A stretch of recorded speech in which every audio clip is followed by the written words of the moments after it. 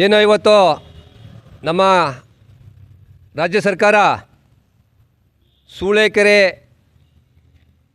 ಆಂದೋಲನೀಕರಣದ ಒಂದಲ್ಲಿ 34 ಕೋಟಿ ರೂಪಾಯಿನಲ್ಲಿ ಸೂಳೆಕೆರೆ ಅಚ್ಚುಕಟ್ಟನ್ನು ಮಾಡ್ತೀವಿ, ಆಂದೋಲನೀಕರಣ ಮಾಡ್ತೀವಿ ಅಂತೇಳಿ ರೈತರಿಗೆ ಕರೆದು ಒಂದು ಪೂರ್ವಭಾವಿ ಸಭೆಯನ್ನು ಮಾಡಿ ನಮಗೆ ಘೋಷಣೆಯನ್ನು ಮಾಡಿದರು. ಈ ಸರಿ ನೀವು ಬೆಳೆಯನ್ನು ಹಾಕಬೇಡಿ, ನಾವು ಸೂಳೆಕೆರೆಯನ್ನು ಅಚ್ಚುಕಟ್ಟು ಮಾಡ್ತಾಯಿದ್ದೀವಿ, ಮುಂದಿನ 100 ವರ್ಷಕ್ಕೆ ನಿಮಗೆ ಒಂದು ಅನುಕೂಲ ಆಯ್ತದೆ, ಆ ಒಂದು ಬೆಳೆ ನೀವು ಯೋಚನೆ ಮಾಡಿ ನಿಮಗೆ ಸಹಕಾರ ಕೊಡಬೇಕು ಅಂತೇಳಿ ಅವರು ನಮಗೆ ಅಡ್ವೈಸ್ ಮಾಡಿದಾಗ ನಾವು ರೈತರು ಆ ಭಾಗದ 6,000 ಎಕರೆ ರೈತರು ಒಪ್ಪಿ ಅವರಿಗೆ ಸೂಳೆಕೆರೆ ಅಚ್ಚುಕಟ್ಟು ಮಾಡಲಿಕ್ಕೆ ನಾವು ಒಪ್ಪಿಗೆ ಕೊಟ್ಟು, ಅದೇ ರೀತಿ ಇವತ್ತು ಅಚ್ಚುಕಟ್ಟು ಮಾಡುವಂಥ ಸಂದರ್ಭದಲ್ಲಿ ಯಾವುದೇ ಆಂದೋಲನೀಕರಣ ನೆಪದಲ್ಲಿ ಇವತ್ತು ಹೋಗಿ ನೋಡಿದ್ರೆ ನಾವೆಲ್ಲ ರೈತರಲ್ಲಿ ಹೋಗಿದ್ದಾವತ್ತು ನೋಡಿದ್ರೆ ಅಲ್ಲಿ ಪರಿಸ್ಥಿತಿನ ಯಾವ ಥರ ಇದು ಕೆಲಸ ನಡೀತಾ ಇದೆ, ಇದು ಜೀವನೋದ್ಧಾರ ಮಾಡೋಕ್ಕೆ ಹೊರಟಿದ್ದಾರಾ ಇಲ್ಲರೆ ಇವರು ಕಳಪೆ ಕಾಮಗಾರಿ ಮಾಡೋಕ್ಕೆ ಹೊರಟಿದ್ದಾರಾ ಅಂತಕ್ಕಂಥದ್ದು ಅನುಮಾನ ಬಂತು ನಮಗೆ.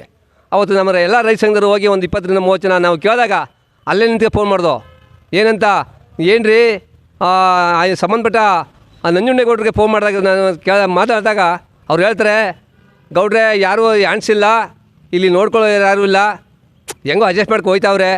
ಅಲ್ಲ ಸ್ವಾಮಿ, ಇಲ್ಲಿ ಬಂದತಕ್ಕಂಥ ಕೆಲಸಗಳು ಸರಿಯಾಗಿ ನಡೀತಾ ಇದೆಯಾ? 4 ಅಡಿ ಸೂಳೆಕೆರೆ 950 ಎಕರೆಯಲ್ಲಿ 4 ಅಡಿ ಎತ್ಕೊಬರ್ಬೇಕು ಹೂಳ ಅಂತೇಳಿ ನಿಮ್ಮ ಇದರಲ್ಲಿದೆ, ಆದರೆ ಇಲ್ಲಿ ಬಾವಿ ತೆಗಿತಾ ಇದ್ದಾರಲ್ಲ, ಆ ಸೂಳೆ ಕೆರೆಯಲ್ಲಿ ಕೆರೆ ಮಣ್ಣಾಕಿ ಕಟ್ಟಿದ್ರಲ್ಲ, ಆ ಏರಿಯನ್ನಾರ ನಿಮಗೆ ಅಚ್ಚುಕಟ್ಟು ಕಾಣ್ತದ ಅಂತ ಕೇಳಿದಾಗ ಏನು ಮಾಡೋಕ್ಕಾಗಲ್ಲ, ಈ ಯಾಣ್ಸ್ಗಳಿಲ್ಲ ನೋಡ್ಕೋರಿಲ್ಲ, ಅದನ್ನು ನಾವು ಸಸಂಕ ಒಬ್ಬರೇ ಇರೋರು, ಅವರು ಮೇಂಟೈನ್ ಮಾಡ್ತಾವ್ರಿ ಅಂತ ಹೇಳಿದ್ರು. ಇದು ರೀಜನ್ನ ಅಂತ ನಾವು ಇದು ಮಾಡಿದಾಗ ಫೋನ್ ಕಟ್ ಮಾಡಿದ್ರು.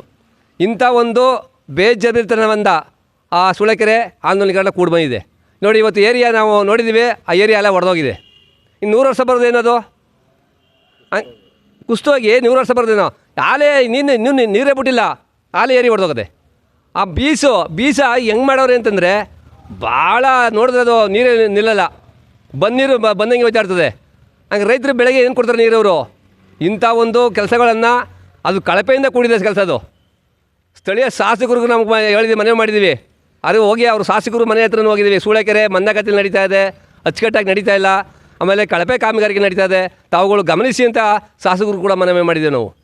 ಅವರು ನಡೀತಾ ಇದೆ ಹೇಳಿ ನೋಡಿದ್ದೀನಿ ಅಂತ ಹೇಳಿ ಕಳಿಸಿದ್ರೆ ಹೊರತು ನೋಡಿ ಇವತ್ತು ನೋಡಿದಾಗ ನಾವು ಎಲ್ಲ ಕೆರೆಯೆಲ್ಲ ಏರಿಯೆಲ್ಲ ಹೊಡೆದೋಗಿದೆ. ಅಂದರೆ ಆ 2 ದಕ್ಷಿಣ ಮತ್ತು ಉತ್ತರ ನಾಲೆಗೆ ಅವರು ಇದು ಮಾಡ್ತಾ ಇದ್ದಾರಲ್ಲ, ಬೆಡ್ ಹಾಕ್ತಾ ಇದ್ದಾರಲ್ಲ, ಯಾವುದೇ ನಿಂತಲಿಲ್ಲ. ಮಣ್ಣು ತಟ್ಟೋದು, ಅದ್ರ ಮೇಲೆ ಬೆಡ್ ಹಾಕೋದು, ಎಷ್ಟು ದಿನ ನಿಲ್ತದೆ ಅದು ಕಾಳ್ಕೋಬೇಕಾಗಿಲ್ಲ. ಇವರು ಯಾವುದೋ ಒಂದು ನೆಪ ಹೊಟ್ಕೊಂಡು ಇದು ದುಡ್ಡು ಸರ್ಕಾರದಿಂದ ಬರ್ತಾ ಹೊರತು ಕೆಲಸ ಆಗಿಲ್ಲ. ಯಾವುದೋ ಈಗ ನೀರು ಬಿಡ್ಬಿಟ್ಟವ್ರೆ, ಯಾರೋ ಎಮ್ಮೆ ಜನ ಹೋದರೆ ಮುಳಿಗೆ ಸೊತ್ತಾಯ್ತಾರೆ, ಗೊತ್ತಿಲ್ಲದೆ ಅಕ್ಕಪಕ್ಕ ಊರವರು. ಇಂಥ ಒಂದು ಕಳಪೆಯಿಂದ ಕೂಡಿದಂಥ ಕೆಲಸಗಳ ಇದನ್ನು ಬೇಜಾರುತನವನ್ನು ಬಿಡಬೇಕು. ನಮಗೆ ಮುಂದಿನ ದಿನಗಳಲ್ಲಿ ಅದನ್ನು ಅಚ್ಚುಕಟ್ಟು ಮಾಡಲಿಲ್ಲ. ಆಮೇಲೆ ದುಡ್ಡು 34 ಕೋಟಿ ಏನು ಸುಮ್ಮನೆ ಆಯಿತಾ? ನಾವು ಆಮೇಲೆ 100,000 ಕೋಟಿ ಬೆಳೆ ಕಳ್ಕೊಂಡು ನಾವು, ಅದು ಕೂಡ ಕೈ ಬೆಳೆ ಇಲ್ಲ ನಮಗೆ. ಮುಂದಿನ ಬೆಳೆಗೂ ನೀರು ಕೊಡ್ತಾರೆ ಅನ್ನೋ ನಂಬಿಕೆ ಇಲ್ಲ. ಅವರು ಮಣ್ಣನ್ನ ಯಾರೋ ಅದೇನೋ ಒಟ್ಟಿನಲ್ಲಿ ಅದು ಯಾರೋ ಅವರೇ ತುಂಬ್ಕೋಬೋದು, ಅವರೇ ರಾಮನಗರ ಚನ್ನಪಟ್ಟಣ ಈ ಕಡೆ ಎಲ್ಲ ಹೋಗೋದೆ, ಎಲ್ಲ ಕಡೆ ನೈಟ್ ಆಗಲ್ಲ, ನೈಟೆಲ್ಲ ಹೋಗೋದೆ ಮಾಫಿಯಾ. ಇಂಥವೆಲ್ಲ ಕೆಲಸಗಳು ನಡೆದಿದೆ.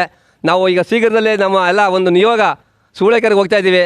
ತಾವು ಎಲ್ಲ ನಾವು ಮುಂದಿನ ಡೇಟ್ ಯಾವಾಗ ಅಂತ ಹೇಳ್ತೀವಿ. ನಾವು ಪ್ರತಿಭಟನೆ ಕೂಡ ಆಗ್ತೀವಿ, ಮತ್ತು ಅಲ್ಲಿ ಕಳಪೆ ಕಾಮಗಾರಿನ ನೋಡಲಿ ಆ ಜನ.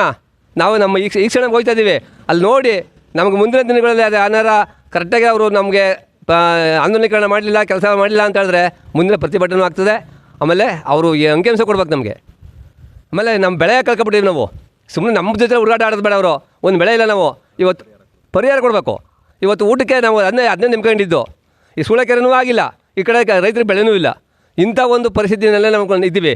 ಈಗ ಸರಿಯಾಗಿ ನೋಡಿ ಅದನ್ನು ಪರಿಶೀಲನೆ ಮಾಡಿ ಅದನ್ನು ನಾವು ಒಂದು ಡೇಟ್ ಹೇಳ್ತೀವಿ. ಅವು ತಾವೆಲ್ಲ ಎಲ್ಲ ಮಾಧ್ಯಮಗಳು ಬರ್ತಾರೆ, ತಾವುಗಳು ಯಾರು ಬನ್ನಿ, ಅಧಿಕಾರಿಗಳು ಬರಲಿ, ಬೇಕಾರೆ ಆ ಕಣ್ಣಾರು ಅವರೇ ನೋಡಲಿ.